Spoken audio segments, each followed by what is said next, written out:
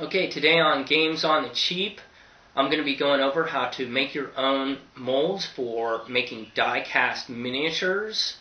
This is a pretty long and complicated process, so I'm probably going to stretch this out over several episodes because there's a lot of steps and there's a lot to go over. Today's t-shirt is Blackmagic M66. Look it up online. It's a pretty cool cartoon that came out back in the late 80s. So, die-cast miniatures.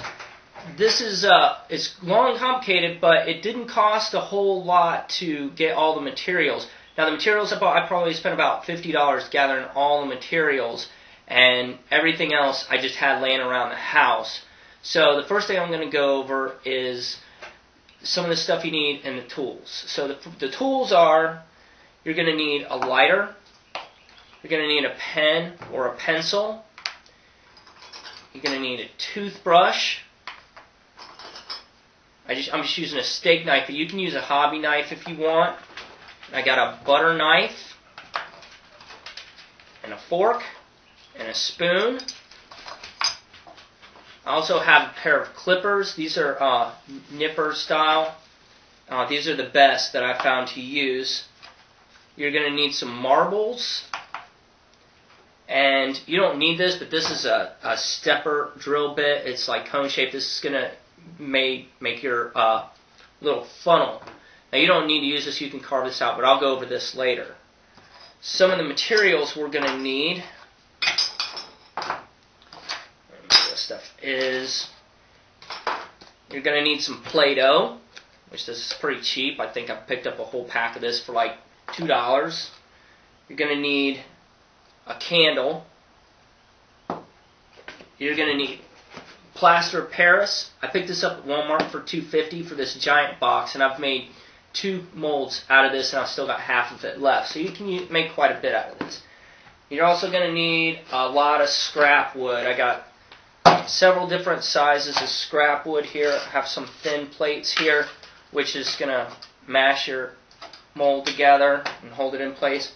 Got a giant piece of 2x6 and some others. There's 2 different molds here. You're also going to need some clamps of some type. I'm using these for one set of my molds, and I'm using a furniture clamp for my larger mold. I also have some C-clamps here. These are going to clamp your mold together when you start to pour your cast.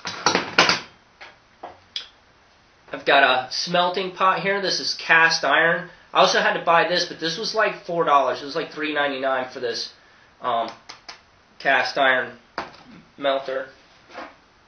And a hot plate, which I had laying around, so I didn't pay anything for this. I've got some oil. You're going to need oil. And some water to make your plaster. And a bowl to mix it in. So that's a ton of stuff. So, and this is really messy too. This is got a lot of stuff. You're also going to need some kind of metal to make your casts out of. Right now, this was locally available. This is plumbing solder. I tried to use plastic. Don't use plastic. When I tried to melt my plastic down, it will break down into a mushy black mess. Plastic will not liquefy. It'll melt and it'll warp, but it won't liquefy to a form that you can pour into something. It was a disaster. So I also thought about lead, but lead's really toxic and poison. This plumber's solder, it works pretty good. It's shiny, it's pretty durable, it melts at a really low temperature, and it holds up pretty well.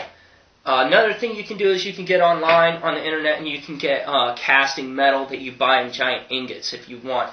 But this has lasted a pretty good long time. The only thing about this is this was $20 for this 1-pound roll of solder. So, let me get set up to start on our first step.